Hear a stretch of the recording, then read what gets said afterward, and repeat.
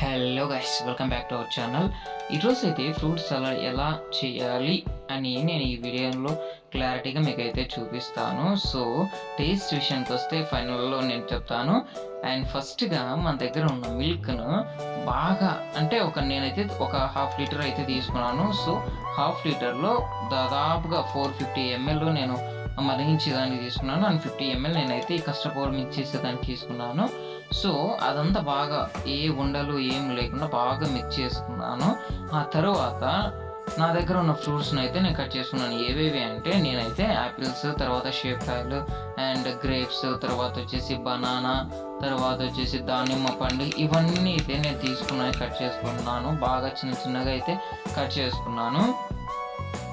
So మీలో ఎంతమందికి ఈ ఫ్రూట్ సలాడ్ ఇష్టమో కూడా కామెంట్ చేయండి. తర్వాత వచ్చేసి దానిమ్మ పండ్లు అన్నీ దాని మీద వేసుకున్న తర్వాత పుచ్చకాయ ఉంటుంది కదా, అది కూడా బాగా చిన్నగా కట్ చేసుకున్నాను. మా సైడ్ అయితే కరింగరకాయని మేమంటాం, మీ సైడ్ ఏమంటారో ఒకసారి కామెంట్ చేయండి. అండ్ తర్వాత వచ్చేసి బాగా వాటన్నిటిని మిక్స్ చేసుకున్నాను స్పూన్తో.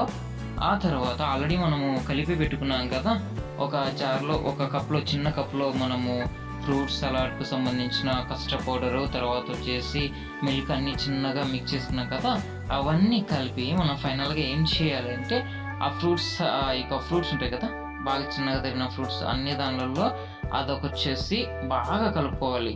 అందుకని ముందుగా మనం ఏం చేయాలి అంటే ఆ చిన్నగా కలుపుకున్న సలాడ్ను మనము ఎక్కువగా అంటే 450 mlలో మనం తీసుకున్నాం కదా, ఆ దాంట్లో చిన్నగా వేస్తూ కలుపుతూ బాగా నీట్గా రబ్ చేస్తూ ఉండాలన్నమాట.